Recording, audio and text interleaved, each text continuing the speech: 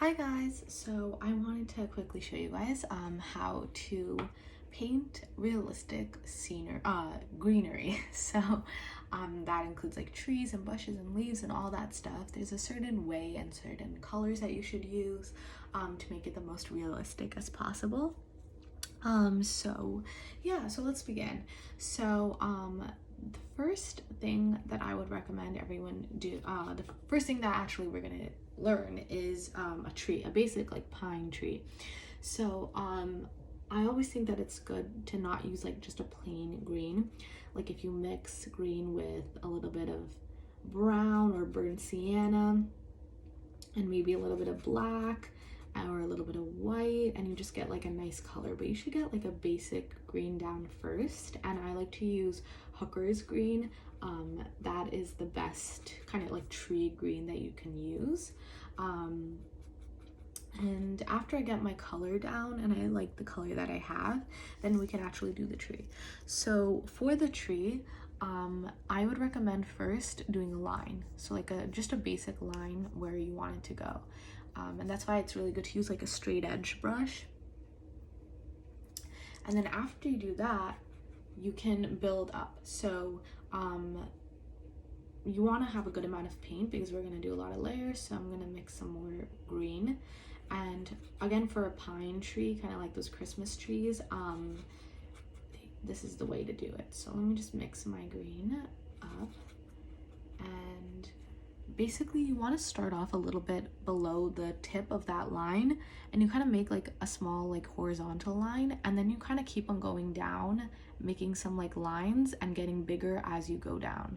So I'm kind of just spreading it apart, making these weird lines until I get like the overall gist of what I want, like the kind of like the outline of the skeleton, and then I can fill it in.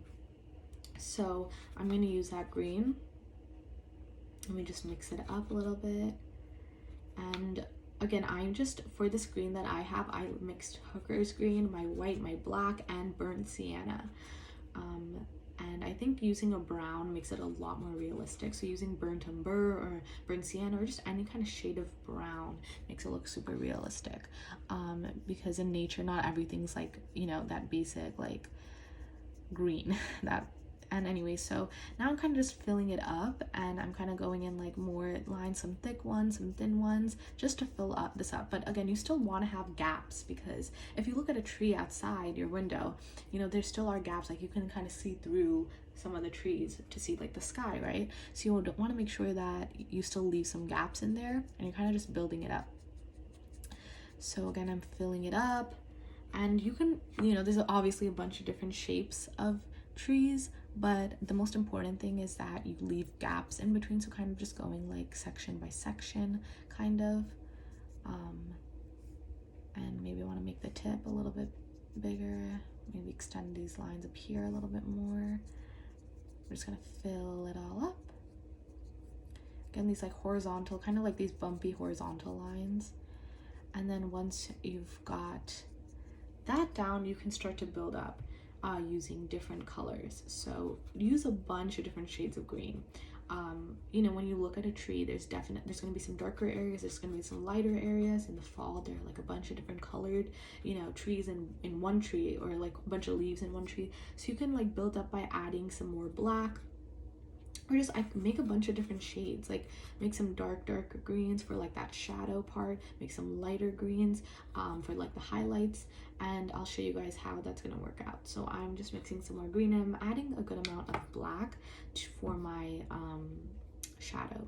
So using that black, I'm literally just making these same exact lines, but I'm just going in some areas. Not, you don't want to do this everywhere, because of course it's not shadowy everywhere, and it's not like highlighty everywhere. So just go in certain areas and add in between, or maybe over some of these lines that you already created, and make some darker areas, because in a tree, like naturally there's going to be some overlapping, you know, there's going to be some random spaces, right?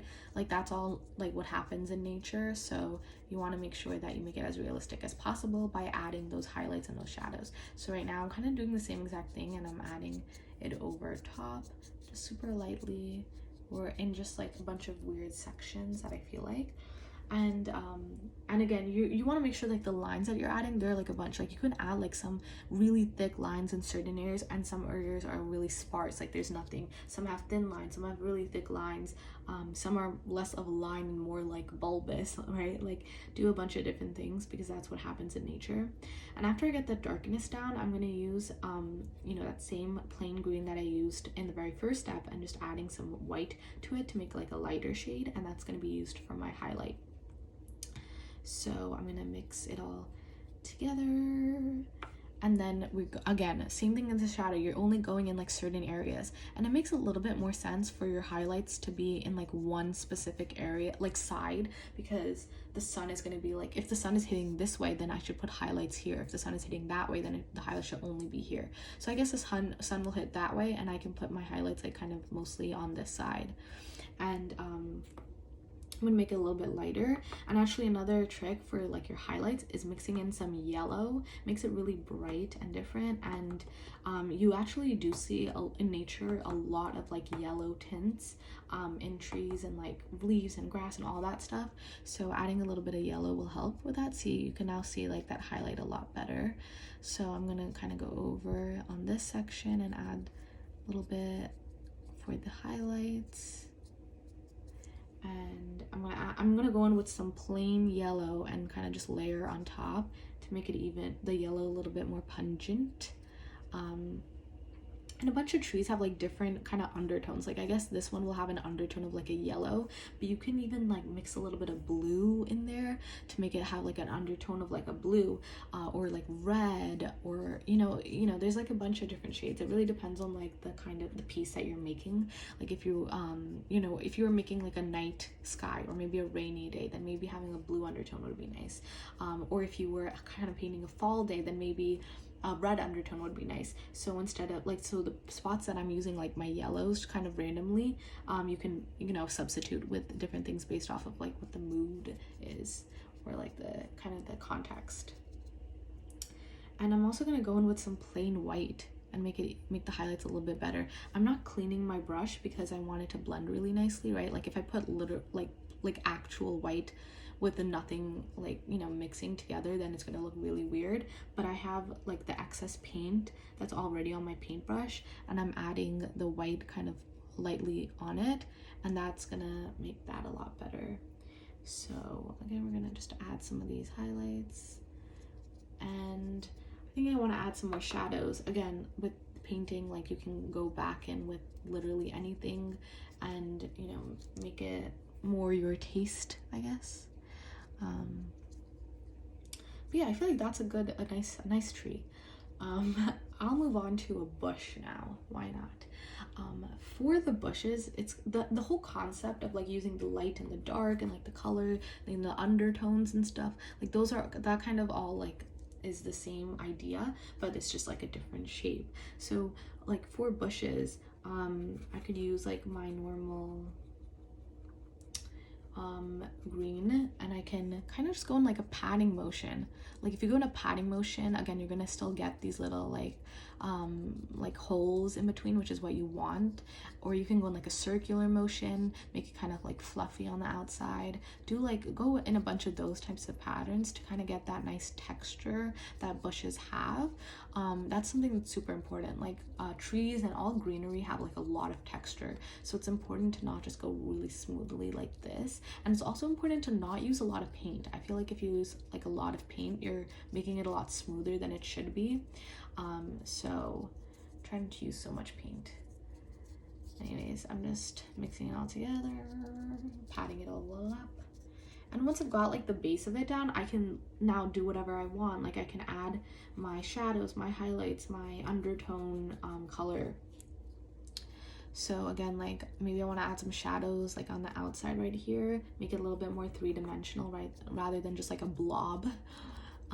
So I'm adding some like shadows in certain spots, because like in bushes and like greenery in general, there's like a bunch of nooks and crannies, so you want to make sure you take account of those.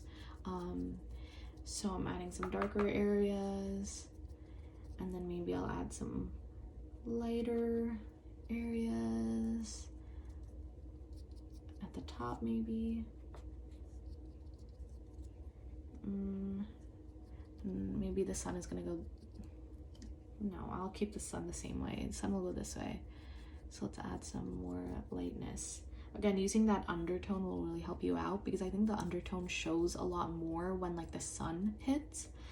Like you might not see, you know, the redness. It's almost like hair, right? Like you don't, like sometimes in like normal lighting your hair is like completely black, but then in like, you know, sunlight it's like, you know, you see like that brown or the red, right? Like you see those colors. So that's almost exactly what we're doing with the tree. You know, when the sunlight hits, you're starting to see like those different colors that makes it up, like the red undertone or the blue undertone, or in this case it'll be the yellow undertone. So, you know, there should be less of that undertone wherever like the shadows are, and more of the undertone wherever like the light is showing. And again, just play with it. The good thing about painting is you can, you know, keep on going in with a bunch of layers and fix, you know, whatever mistakes you make before. And yeah, it's pretty much, it's very like very basic.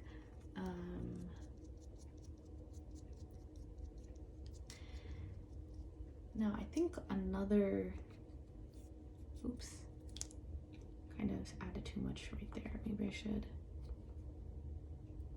bring it back a little bit. Just bring it back. Again, using like very stippling like motions will help you out. I'm gonna go in with some plain white now to really brighten it all up. Ooh, we are getting crazy with them.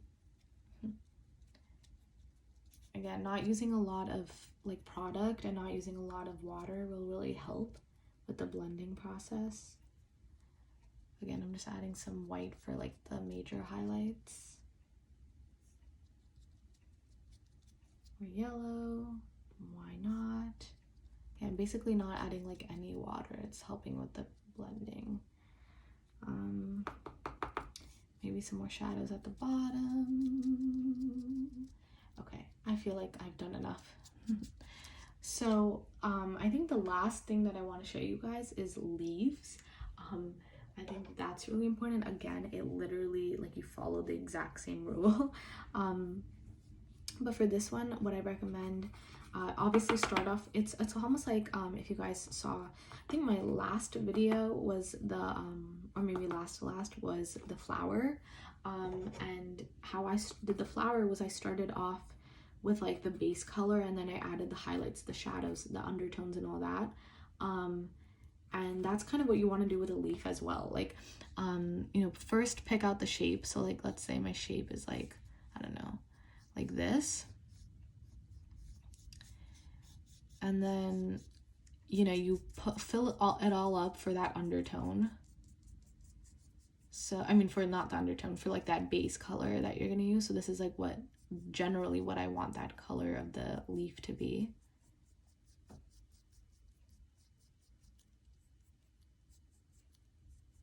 And again, sorry about the messiness. If I drew it out with the pencil first, then I think it'd be a lot cleaner.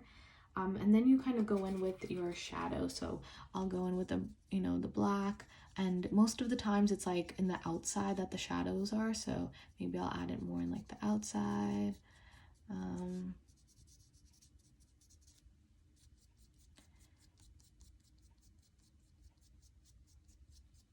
And now I'll see that this always happens when like you go a little overboard. So I'm gonna go back in with the regular green.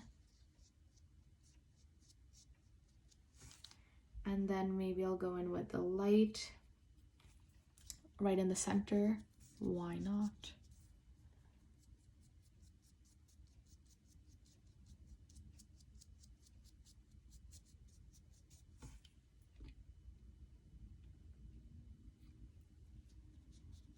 A little bit more.